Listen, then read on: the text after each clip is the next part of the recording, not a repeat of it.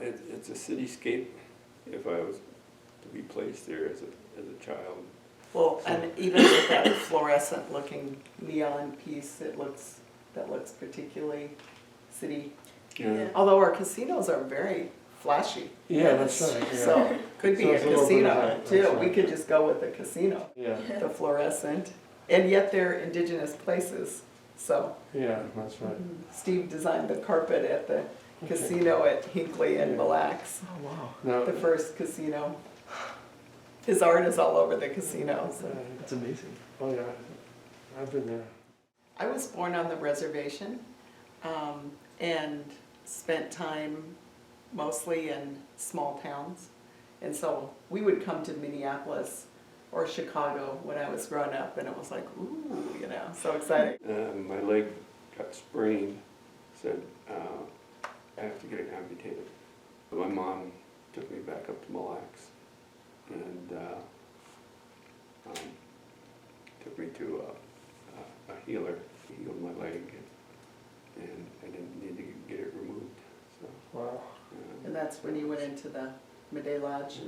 we were in the, what do you call it, the Grand Medicine Society. We all go to the Midday Lodge, all of us. The way I always think of it is that Ojibwe people have always understood the therapeutic aspects of being part of a community, the therapeutic parts of art, performance, dance, singing. All of those things are healing, you know, for Ojibwe people. Sure. It's, I believe, the 100th anniversary of the Jingle Dress dance tradition among Ojibwe people, which began in central Minnesota. And so the Jingle Dress dance came about. I was wanting to understand more about the history of it. I learned about it from my grandmother because she was a Jingle Dress dancer, but I wanted to know, you know, what its origin was. Or This man had a dream of these ladies dancing in four different colors of dress, and he had an ill daughter at the time, was deathly ill. His wife helped them create the dresses and the dance that were supposed to be performed.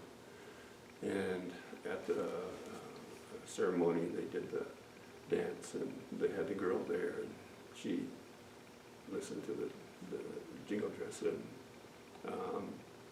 she got more interested and more became more aware and more awake. And by the end of the evening, she was dancing with the ladies.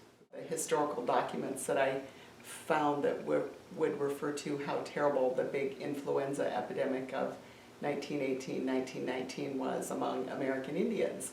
And I thought, well, that's a really interesting story, and I knew that it was devastating in boarding schools, and I'd always kind of been aware of that. And I thought, oh, this epidemic killed more people than the First World War. It was really bad in Indian country. And so that's probably the origin of the Jingle Dress dance tradition. People, when they look at American Indians, or they go to a powwow, for example, they always, I think there's a way of thinking about Indians as if we are only historic people and all of your traditions come from some ancient sort of thing. And I said, well, some of them, but we're also part of the making of the modern world. And the Jingle Dress is more about modernity and this global epidemic of influenza. And I think that tells a more complicated story of who American Indian people are. Your uncle's story, the modern, another modern baseball story. He was playing baseball, and Uncle's team was winning. The other team started shouting at him, like war whooping. And there was an African American umpire, and so he threw the whole team out of the dugout and made them line up outside the fence and come in one at a time so that they could go up to bat. And one after another, my uncle struck all of them out. My brother's Ojibwe name was Little White Cloud. And your name as an Ojibwe person is what gives you, it helps you when you have tough times, and it's a source of kind of power in a sense for you. And so I'm going to do it. My next children's book is going to be about baseball, and it's called Little White Cloud. But it's hard to appreciate and understand the Washington Redskins. It's hard for me to understand that people anywhere wouldn't find that so deeply offensive. And chiefs and Indians are part of that, I guess, nostalgia.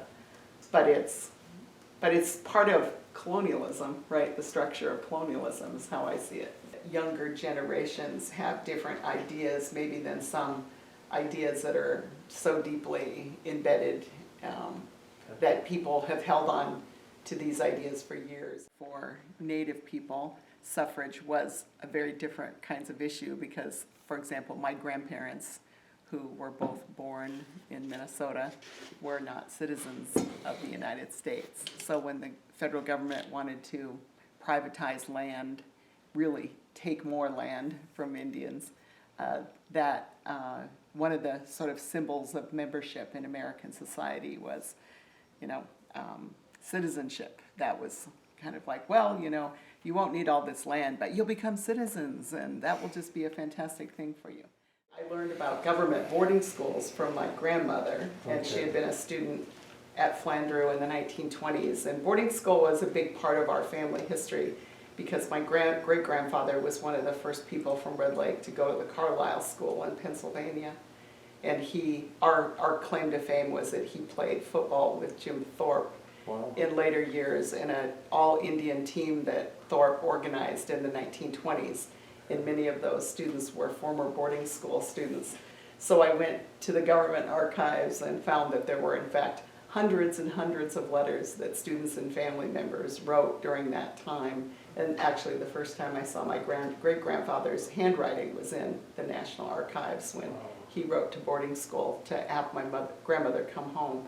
My family, they were not the kind to be confused about their identity. My grandmother came home from boarding school. She continued to speak Ojibwe as other people did at Red Lake. She married a man from Mille Lacs who was a little bit older than her, who didn't speak English.